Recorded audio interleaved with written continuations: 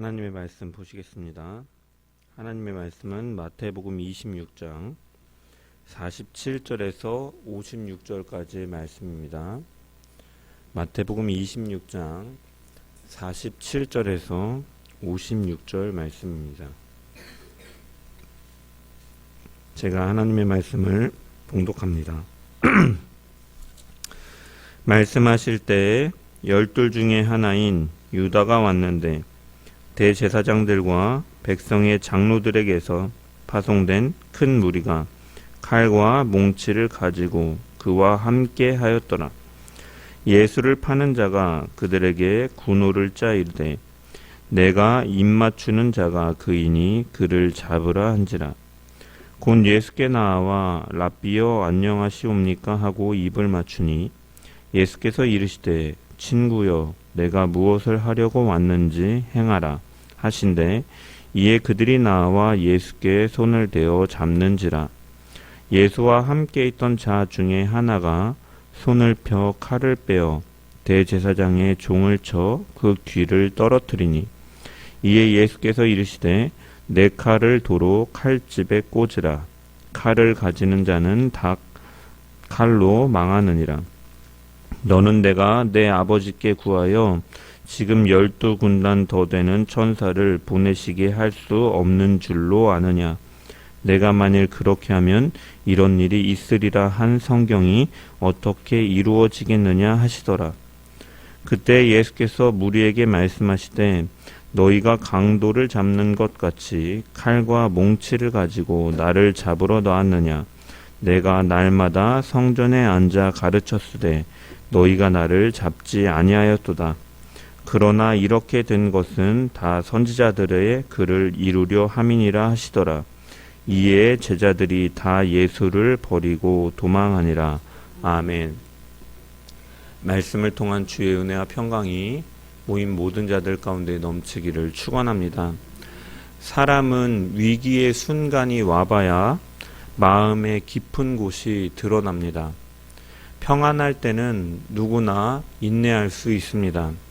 하지만 뜻대로 되지 않는 일을 만났을 때, 불안이 밀려오고 계획이 어그러질 때, 그때야 비로소 그 사람의 마음에 무엇이 자리하고 있는지가 드러나게 되는 것이죠. 저는 주님을 믿습니다 라고 고백하던 입술이 예상치 못한 상황 앞에서 주님을 향한 원망으로 바뀌기도 하는 것이죠. 그것은 믿음이 없어서가 아니라 믿음이 흔들릴 만한 상황을 만났기 때문이죠. 그 순간 우리의 마음이 두려움으로 기울어지는가 아니면 여전히 하나님을 신뢰하는 쪽으로 향하는가가 우리의 믿음을 드러내는 것이죠. 한 심리학자는 전쟁터의 병사들을 연구하면서 이렇게 말했습니다. 사람은 위기의 순간 훈련한 대로 행동하지만 그 훈련조차 마음의 방향이 다르면 무너지게 된다. 두려움이 마음을 붙잡은 사람은 아무리 훈련이 잘 되어 있어도 두려움이 엄습하면 움츠러지게 된다라는 것이죠. 하지만 사명과 확신이 마음을 붙잡은 사람은 총알이 빗발쳐도 앞으로 나아간다라는 것입니다. 우리의 신앙도 마찬가지입니다.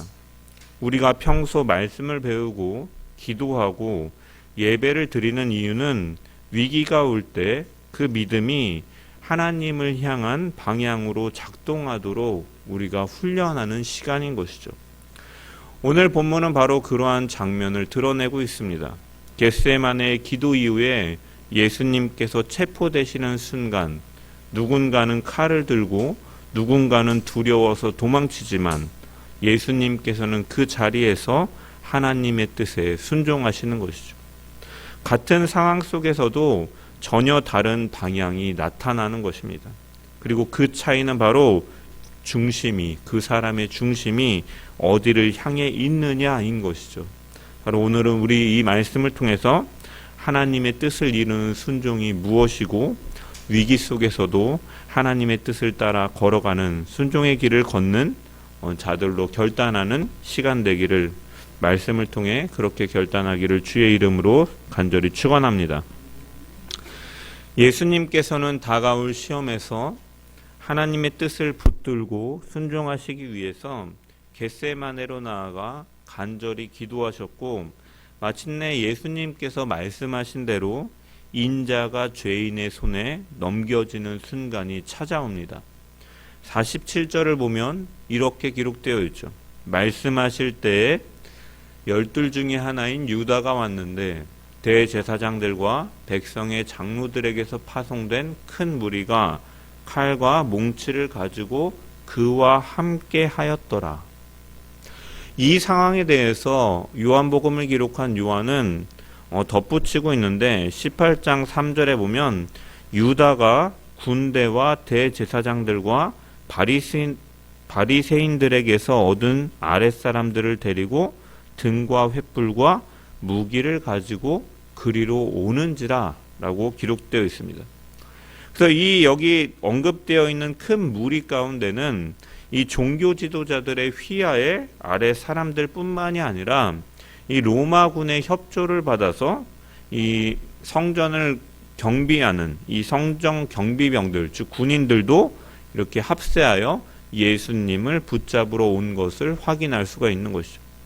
그리고 그들이 올 때 등과 횃불을 들었다라고 기록하고 있는 것은 이들이 온 시간이 한밤중이었음을 보여주고 있는 것이고, 또한 그것은 더 나아가서 시간적인 배경뿐만이 아니라 요한이 요한복음을 통해서 의도적으로 그리고 있는 빛과 어두움의 대조를 상징하는 것이죠.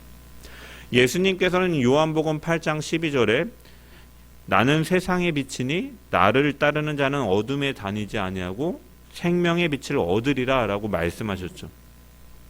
그러면서 예수님께서는 자신을 이 세상에 오신 생명의 빛이라고, 세상의 빛이라고 말씀하신 것입니다. 사실 요한은 빛과 어둠을 계속해서 대조합니다. 그래서 요한복음이 시작되는 1장에서도 보면 태초부터 계신 예수 그리스도, 그 오신 예수 그리스도가 이미 하나님과 함께 계셨던 그 신성을 가지신 분이다라고 하시면서 그분의 성육신을 묘사하는데, 그 안에 생명이 있었으니 이 생명은 사람들의 빛이라. 빛이 어둠의 빛이 돼 어둠이 깨닫지 못하더라. 주님의 오심이 빛으로 오셨지만 세상은 그를 알지 못하였다라는 것을 어둠의 상태로, 빛과 어둠으로 대조하고 있는 것이죠. 그래서 지금 이 군사들과 이 종교 지도자들의 휘하의 종들이 예수님을 잡으러 오는 상황은 시간적으로 밤이기도 하지만 세상의 빛이신 그분을 어둠으로 무장한 사람들이 찾아오고 있음을 대조하면서 보여주는 것이에요. 그리고 이들은 빛이신 예수님께 나오며 무엇을 가지고 옵니까? 칼과 몽치를 들고 왔다라고 기록되어 있죠. 이 몽치라는 것은 무엇입니까? 이 몽치라는 번역된 헬라어를 보면은 나무를 마름질하여 만든 목재라는 의미의 단어가 사용되어 있어요. 그래서 즉 무기로 사용하기 위해서 나무로 만든 곤봉의 종류를 가리키는 것. 그래서 뭐 경찰들이 뭐 삼단봉과 같은 예전에 뭐 나무로 깎아 만든 이 몽둥이, 이 곤봉을 가진 것. 그래서 이 검과 이 곤봉을 가지고 예수님을 잡으러 왔다라는 것이죠. 그래서 검은 이 로마의 정규 군사들이 가진 무기를 가리키는 것이고, 이 몽치는 대제사장들과 바리새인들의 하수인들의 무기였던 것이죠. 그리고 이들이 가지고 있는 이 칼과 몽치는 무엇을 상징하느냐? 바로 세상의 방식과 인간의 힘을 상징하는 것이죠. 인간은 죄로 인해서 하나님께로 나아올 때 그들은 두려움을 갖게 되고, 그리고 자신의 힘을 의지하는 거예요. 그래서 그들이 칼과 몽치를 가져왔다라는 것은 사실은 그 안에 무슨 의미가 있냐면, 죄로 타락한 인간의 근본 태도, 하나님 앞에 서는 인간의 그 죄악된 본성으로 나오는 태도를 가리키는 거죠.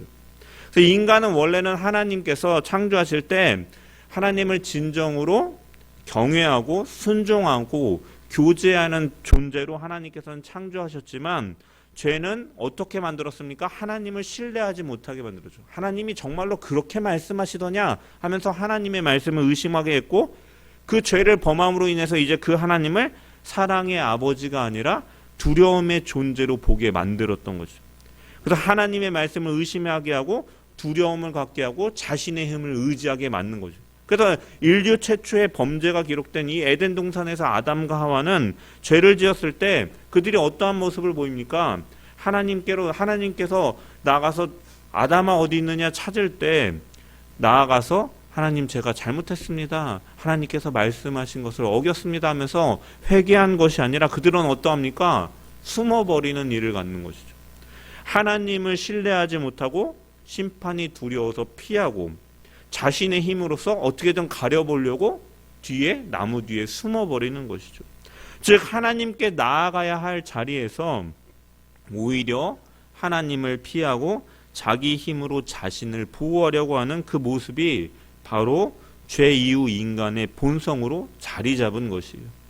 그래서 겟세마네 무리들이 그 어둠 가운데 있는 자들이 칼과 몽치를 들고 세상에 빛이신 예수께로 나오는 모습도 바로 그 본성을 드러내는 모습이라고 할 수 있는 것이죠. 그들은 빛으로 빛으로 오신 하나님의 아들을 믿음으로 받아들이지 못하고 어두움 가운데서 세상의 방식으로 제압하려고 하는 것입니다. 그래서 이 사실은 시편 2편에서 이미 예언된 모습이죠. 세상의 군왕들이 나서며 관원들이 서로 꾀하여 여호와와 그의 기름 부은 자를 대적하니, 시편 2편에 이 하나님의 기름 부은 자 곧 메시아를 대적하기 위하여 사람들이 연합하고 무기를 드는 장면이 바로 이 예수님이 잡히시는 날에 이제 실제적으로 드러나고 있는 것이죠. 그래서 이 무장한 군사들이 찾아오는 장면은 단순히 예수님께서 체포되시는 사건뿐만이 아니라 사실은 이것이 드러내는 것은 무엇입니까? 하나님을 대적하고 하나님 앞에 하나님을 이제 사랑의 하나님으로서 대하고 경외하고 이 교제하는 그 모습에서 타락된 그 인간의 두려움과 자신의 힘으로 그 앞에 나서려고 하는 인간의 죄악된 본성이 폭로되는 순간인 것이죠. 그래서 그들은 사실은 예수님을 향해서 칼과 곤봉을 들고 나왔다는 것은 사실은 하나님의 뜻을 향해 칼을 겨눈 것, 하나님을 거역하는 모습과 마찬가지인 것이죠. 그리고 또한 이 상황 속에서 제자 중에 한 사람은 이제 충성심에 불타서 칼을 빼들고 있는 것이죠. 오늘 본문 51절에 보면은 이렇게 기록되어 있습니다. 예수와 함께 있던 자 중에 하나가 손을 펴 칼을 빼어 대제사장의 종을 쳐 그 귀를 떨어뜨리니. 요한복음 18장 10절에 보면은 이 상황에 대해서 이에 시몬 베드로가 칼을 가졌는데 그것을 빼어 대제사장의 종을 쳐서 오른편 귀를 베어버리니 그 종의 이름은 말고라라고 기록되어 있죠. 그래서 요한은 이 언급을 통해서 그 사람이 베드로라고 분명하게 밝히고 있지만 마태복음은 이름을 언급하고 있지 않습니다. 그래서 이러한 차이점이 왜 마태는 왜 언급하고 있지 않느냐, 이 부분에 대해서 종교개혁자 존 칼빈은 이렇게 설명하는 거예요. 마태는 베드로의 이름을 드러내지 않음을 통해서 그 모습이 단지 한 사람, 한 제자의 실수로 국한시키는 것이 아니라 그 사건 속에서 드러나는 인간의 연약함, 인간의 본성의 연약함, 모든 제자, 더 나아가서 우리 모두의 모습을 보여주고 있는 것이다 라고 해석하는 거예요. 즉 베드로 한 사람의 문제로만 남기는 것이 아니라 위기 앞에서 인간이 보이는 공통적인 반응, 자기의 방식으로 하나님의 일을 이루려 하는 충동을 강조하고 있다라는 것이에요. 그래서 다른 주석가들도 이렇게 말하는 거예요. 마태가 베드로의 이름을 감춘 것은 그를 비난하려는 것이 아니라 제자 전체의 불완전함을 드러내기 위함이다. 그리스도 외에 어떤 제자도 완전하지 않음을 보여주는 신학적인 장치다라고 해석하기도 하는 거예요. 그래서 마태는 그와 함께 있던 자 중에 하나라고만 표현하고 있는 거예요. 그래서 이로 하여금 우리가 그가 베드로뿐만이 아니라 사실은 그러한 모습이 바로 우리가 될 수 있다라는 사실을 깨닫게 하는 것이죠. 베드로는 주님을 지키려는 열심으로 칼을 빼들었지만 그 열심은 어디에서 나온 것입니까? 기도를 통해서 십자가를 지는 것이 하나님의 뜻임을 알고서 깨닫는 데서 온 것이 아니라 두려움과 자신의 감정을 통해서 나온 행동이었던 것이죠. 예수님은 여전히 이 세상을 변화시킬, 개혁시킬 정치적, 군사적 메시아로 오셨는데 너희가 어찌하여 체포하느냐? 내가 여기서 예수님을 지켜서 나의 업적과 나의 위치를 차지하리라 하는 그러한 일 속에서 이러한 행동을 하는 것이죠. 또한 군사들 앞에 두려운 마음 가운데 손에 잡히는 대로 지면서 자신을 방어하려고 하는 모습 가운데 이러한 모습이 나오는 것이죠. 그래서 겟세마네에서 예수님께서는 시험에 들지 않도록 깨어 기도하라라는 그 주님의 말씀을 잊은 결과로서 그의 칼은 두려움과 본능에서 나오는 칼이었던 것이죠.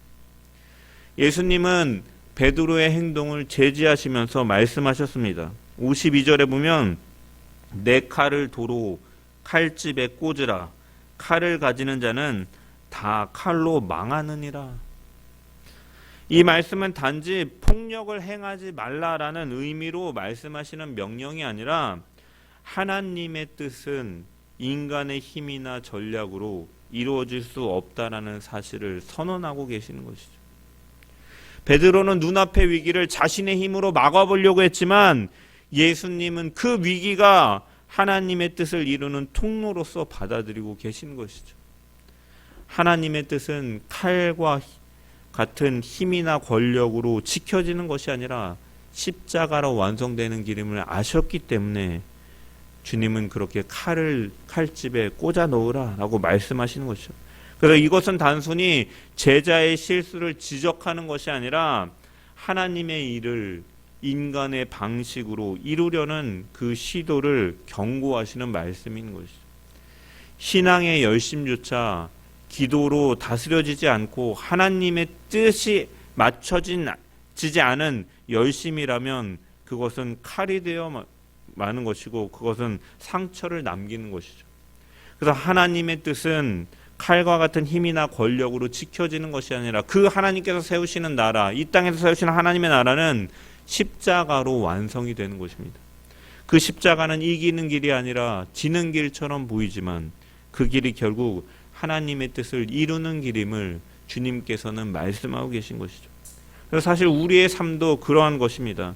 때로는 말 한마디를 참는 것이 칼을 칼집에 꽂는 것과 같은 것이죠.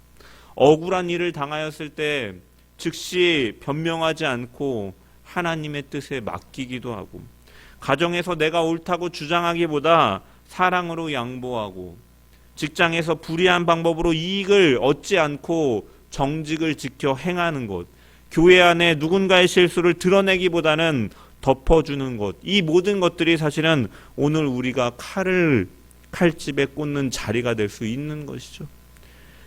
여기서 말하는 침묵과 인내는 무조건 참으라는 말이 아닙니다. 예수님께서 침묵하신 것은 두려워서가 아니라 하나님의 때를 기다리는 믿음이었던 것이죠. 그래서 참된 순종은 단순히 멈추거나 참는 것을 말하는 것이 아니라 하나님의 뜻을 신뢰하기 때문에 내가 해야 될 때와 멈춰야 될 때를 분별하는 믿음의 행동인 것이죠. 때로는 그 분별이 우리를 침묵하게도 만들고 때로는 담대히 말하게도 만드는 것이죠. 그러나 그 어느 선택이든지 중심에는 내 뜻이 아니라 아버지의 뜻이라는 방향이 자리 잡고 있어야 되는 것이죠. 하나님의 뜻은 그렇게 분별된 순종을 통해 이루어지는 줄 믿습니다. 내 감정, 내 뜻이 우선이 아니라 그 중심 가운데 하나님의 뜻을 물으며, 기도를 통해 하나님의 뜻을 물으며 그 뜻을 알기 때문에 때로는 참고 때로는 담대하게 나아가는 것, 그것이 바로 참된 순종의 모습인 줄 믿습니다. 죄와 두려움 속에 자신이 반응하는 칼이 아니라 하나님의 뜻 가운데 때로는 인내하고 절제하며 칼을 칼집에 꽂으며 순종하며 나아가는 주의 백성들 되기를 주님의 이름으로 간절히 축원합니다. 그 예수님께서는 그 순종의 본을 우리에게 친히 보여주셨습니다. 예수님은 사람의 방식이 아니라 하나님의 뜻을 이루는 순종의 방식으로 그 자리에 서신 것이죠. 그래서 53절의 말씀을 보면 너는 내가 내 아버지께 구하여 지금 12군단 더 되는 천사를 보내시게 할 수 없는 줄로 아느냐라고 말씀하셨습니다. 여기서 12군단 더 되는 천사라는 말씀은 약 7만 2천 명에 해당되는 무리를 가리키는 말이에요. 당시 로마의 한 군단이 약 6천 명의 군인들을 가리키는 이 조직이었 걸로 봤을 때 이 12군단이라는 것은 7만 2천 그리고 또 12이라는 숫자의 상징적인 의미를 생각해 보았을 때 이것은 정말로 천사 7만 2천을 가리키는 것이 아니라 세상의 어떤 군사력으로도 당시의 로마 군대는 누구도 막을 수 없는 군대를 가리키는 것처럼 이 하나님 예수님께서 하나님을 통하여 이 부릴 수 있으시는 권세가 세상의 어떤 군사력으로는 비교할 수 없는 하늘의 권세를 상징하는 표현으로서 예수님께서는 말씀하고 계신 것이죠. 예수님은 이처럼 언제든지 하늘의 군대를 부르실 권세가 있으신 분입니다. 그분이 원하신다면 단 한순간에도 이 무리들을 순식간에 제압하실 수 있는 분이시다라는 것이죠. 하지만 그럼에도 불구하고 주님께서는 체포를 당하시죠. 그 체포를 당하신 것은 그분이 능력이 없으셔서가 아니라 능력을 절제하심으로 하나님의 뜻이 그 가운데 있기 때문에 자신의 능력을 절제하시면서 순종의 완전함을 보이신 것입니다. 그것이 바로 십자가의 능력인 것이죠. 세상은 여전히 힘으로 길을 열려고 하지만 하나님께서는 그 순종의 길을 통해 하나님의 역사를 이뤄가시는 것이고 주님은 그 역사 앞에 순종하신 것입니다. 그래서 칼빈은 이 구절을 이렇게 해석했습니다. 예수님께서는 자신을 구원하실 능력이 없었던 것이 아니라 우리를 구원하시기 위해 자신을 구원하지 않으셨다. 그분의 순종은 체념이 아니라 하나님의 뜻을 향한 의지적인 헌신이었다라는 것이죠. 억눌린 복종이 아니라 사랑으로 선택하신 순종이었다라는 것이죠. 그래서 주님은 인간의 폭력과 배신 속에서도 하나님이 뜻이 이루어지도록 끝까지 순종하셨습니다. 그분은 무기력하게 끌려가신 것이 아니라 하나님의 뜻을 이루시기 위해 스스로 그 길을 걸어가신 것입니다. 그래서 예수님께서는 54절에 내가 만일 그렇게 하면 이런 일이 있으리라 한 성경이 어떻게 이루어지겠느냐라고 말씀하시는 것이죠. 주님은 이렇게 일어나는 모든 사건이 우연이 아니라 하나님께서 오래전부터 계획하신 구원의 말씀이 이루어지는 과정임을 말씀하고 계신 것이죠. 지금 이 순간조차 하나님의 계획 아래 있고 그 뜻을 이루기 위하여 순종하고 계심을 말씀하고 있습니다.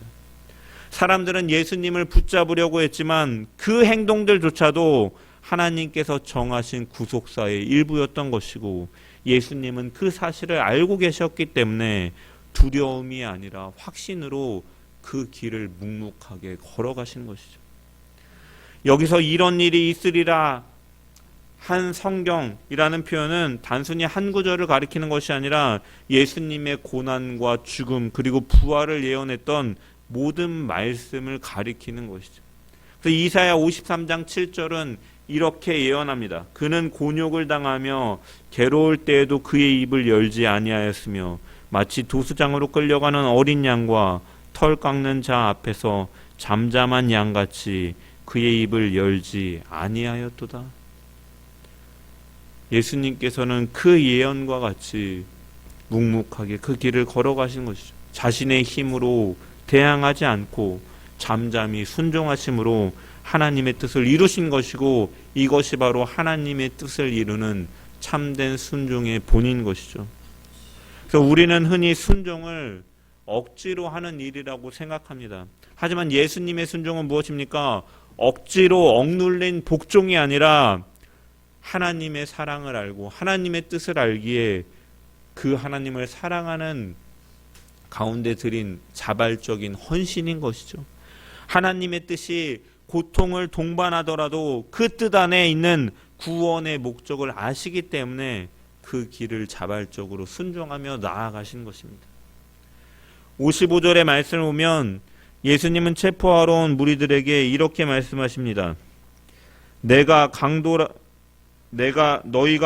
잡는 것 같이 칼과 뭉치를 가지고 나를 잡으러 나왔느냐? 내가 날마다 성전에 앉아 가르쳤으되 너희가 나를 잡지 아니하였도다. 예수님께서는 그들의 위선을 드러내고 계시죠. 너희가 낮에는 사람들의 눈이 두려워서 나를 잡지 못하고 밤이 되자 몰래 이렇게 찾아오고 있구나. 그들은 빛을 두려워했고 어둠 속에서만 행동하였던 것이죠. 이것이 하나님을 떠난 인간의 실상인 것이죠. 진리를 대면하기보다는 숨고서 드러내기보다는 감추는 본성을 가지고 있고 예수님께서는 그것을 폭로하고 계신 것이죠. 이러한 죄인 된 그들을 향해서 예수님은 그들의 실상을 폭로하시지만 그들을 향해 분노하지 않으시고 그들의 악을 악으로 갚지 않으시고 그들의 폭력 속에서도 하나님의 뜻이 이루어지도록 순종하신 것입니다. 56절의 말씀은 이렇게 마무리하고 있습니다. 그러나 이렇게 된 것은 선지자들의 글이 다 이루려 함이니라 하시더라. 그리고 그때 제자들이 다 예수를 버리고 도망하니라라고 마태는 기록하고 있죠.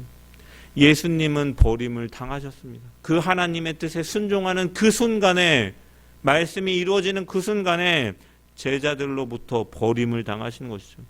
어떻게 보면 사람의 눈으로 볼 때 완전한 실패의 순간인 것이죠. 가장 가까이 있던 사람들조차 뿔뿔이 흩어지는 그 상황. 하지만 하나님께서는 바로 그 실패의 자리에서 구원의 역사를 이루신 것이죠. 그분은 버려짐을 통해서 우리를 받아들이셨고 십자가의 고난을 통해서 하나님의 뜻을 완성하셨습니다. 우리는 종종 이렇게 생각합니다. 하나님이 함께 하시면 일이 잘 풀려야 되는 것이 아닌가. 하지만 예수님의 길은 그 반대였던 것이죠. 고난의 길, 배신의 길, 외로움의 길이었지만 그 길이 바로 하나님께서 함께 하시는 하나님의 뜻이 있는 바로 순종의 길이었음을 우리는 기억해야 됩니다. 예수님께서는 하나님께서 세우신 그 뜻을 한 걸음도 벗어나지 않으셨습니다. 자신의 안전을 지키려는 본능조차 내려놓고 능력이 있음에도 내려놓으시고 아버지의 뜻을 끝까지 신뢰하셨던 것입니다. 그 순종은 십자가에서 완성되었고 십자가는 오늘 우리의 구원이 된 것입니다. 오늘 우리에게 필요한 순종도 바로 그러한 순종인 줄 믿습니다. 눈앞의 현실이 이해되지 않더라도, 결과가 보이지 않더라도 하나님의 말씀을 통해 내 삶의 길을 비춰보고 기도를 통하여 순간순간 넘어지는 그 시험이 찾아올 때마다 하나님의 뜻을 다시금 선명하게 바라봄을 통하여서 그 길이 정말 하나님의 뜻이라면 그 길이 때로는 괴롭고 고난과 외로움 속에 있는 길이라 할지라도 신뢰하며 걸어가는 것이 바로 믿음의 순종임을 기억하면서 그 하나님의 뜻을 이뤄가는 주의 백성들 되기를 주님의 이름으로 간절히 축원합니다. 그 완전한 예수님의 순종 앞에서 사람은 여전히 연약한 모습을 보여주고 있죠. 예수님 곁에 있던 제자들은 예수님께서 가시는 그 십자가의 길을 이해하지 못하고 흩어졌습니다. 그래서 56절의 마지막은 이렇게 끝이 나는 것이죠. 그때의 제자들이 다 예수를 버리고 도망하니라. 이 짧은 한 구절은 인간의 연약함을 너무나 적나라하게 보여주는 것이죠. 예수님께 충성을 맹세했던 제자들이 한순간에 다 무너지고 있는 거죠. 그동안 주님을 따라다니면서 수많은 기적을 보고 주는 그리스도시요 살아계신 하나님의 아들이라고 고백했던 사람들이죠. 그런데 막상 위기가 닥치자 칼과 곤봉이 눈앞에 있고 무리가 그 예수님을 잡으려 오는 그 순간 위기가 닥치자 그 믿음은 한순간에 흩어지는 것이죠. 그들의 입술에는 신앙이 있었지만 그들의 마음에는 여전히 두려움이 차지하고 있었던 것입니다. 여기서 우리는 우리의 신앙이 얼마나 쉽게 흔들릴 수 있는가를 발견할 수 있죠. 믿음이라는 것은 평안할 때 강해 보이지만 고난 앞에서는 그 뿌리가 드러나게 되는 것이죠. 제자들은 예수님의 곁에 있었지만 그분의 뜻 안에는 서 있지 못하였던 거죠. 그들은 아직 하나님의 나라가 십자가로 세워진다라는 것을 이해하지 못하였기 때문에 이러한 모습을 보이는 것입니다. 하지만 놀라운 것은 무엇입니까? 그들의 실패조차 하나님의 구원 계획을 막을 수 없었다는 것에 있습니다. 예수님은 그들의 배신을 아셨지만 그들을 포기하지 않으시고 그 길을 홀로 걸으시면서 사람의 실패를 딛고 덮고 그 구원의 길을 여신 것이죠. 훗날 부활하신 주님은 우리가 앞전에 살펴보았던 것처럼 도망갔던 제자들에게 다시 가서 만날 것이라는 그 약속하신 것처럼 제자들을 다시 찾아가시는 분이십니다. 닫힌 무단에 숨어있던 그들에게 찾아오셔서 너희에게 평강이 있을지어다라고 말씀하시는 주님이시죠. 예수님께서는 그들을 정죄하지 않고 그 실패 위에 은혜로 덮고 다시 사명자로 세우시는 분이죠. 베드로를 보십시오. 그는 주를 위하여 죽겠다고 장담하였지만 3번이나 부인한 자였습니다. 하지만 부활하신 주님은 그를 찾아가셔서 요한의 아들 시몬아 네가 나를 사랑하느냐 3번을 물으시면서 그 실수를 그 잘못을 은혜로 덮어주시고 다시 일으켜 세우시고 그를 초대교회의 기둥으로 세워주신 것이죠. 그리고 이것이 바로 주님께서 보여주신 복음인 것입니다. 하나님은 우리의 실패보다 크신 분이시다라는 것을 보여주고 있죠. 우리가 넘어질 때도 주님은 우리를 포기하지 않으시는 분입니다. 사람은 그래서 실패로 끝나지만 하나님의 은혜는 그 실패 위에서 또한 새 일을 시작하시고 그 일을 완성하시는 하나님이신 줄 믿습니다. 그래서 우리가 위기를 만날 때마다 때로는 연약한 가운데 넘어질 수가 있죠. 제자들처럼 지금 이 순간의 본문의 제자들처럼 도망갈 수 있습니다. 주님을 믿겠다, 주님을 의지하겠습니다라고 고백하지만 위기 앞에서 예상치 못한 순간 가운데 때로는 무너지고 넘어지기도 하는 것이죠. 하지만 그러할 때 주님은 우리를 그 연약함을 아시고 그 사랑으로 덮으시고 다시 세우시고 회복시키시는 분이신 줄 믿습니다. 그러므로 우리가 위기 때마다 우리는 그 주님을 더욱더 바라봐야 될 줄 믿습니다. 결국 내 마음에 무엇이 자리 잡아야 됩니까? 나의 힘을 의지하는 것이 아니라 베드로와 같이 자신의 칼을 휘두르는 것이 아니라 나는 연약한 존재에게 더욱더 그 승리하시고 은혜로 덮으시고 새 일을 이루시는 그 주님을 마음의 중심에 두고 그분을 바라보고 그분을 우리의 마음의 중심 가운데 두는 신앙이 있을 때 우리는 그 하나님의 뜻을 이뤄나가는 순종의 길로 걸어갈 수 있는 줄 믿습니다. 믿음이라는 것은 완벽하게 서 있는 것이 아니라 넘어졌을 때 다시 부르시고 세우시는 주님의 음성을 듣고 돌아오는 마음의 방향인 것이죠.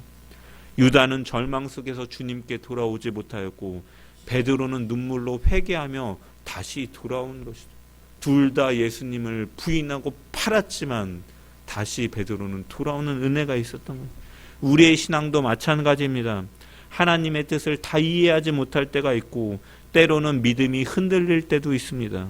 베드로와 제자들이 그랬던 것처럼 우리도 위기 앞에서 본능적으로 자신의 칼을 꺼내들 때가 있죠. 하지만 예수님께서는 그 자리에 서서 보여주셨습니다. 하나님의 뜻은 자신의 힘이 아니라 하나님의 뜻 앞에 따르는 순종으로 이루어진다는 것을 보여주셨던 것이죠. 그래서 그분은 자신을 방어하지 않으시고 칼을 든 제자를 제지하시면서 내 칼을 도로 칼집에 꽂아 놓으라라고 말씀하셨습니다.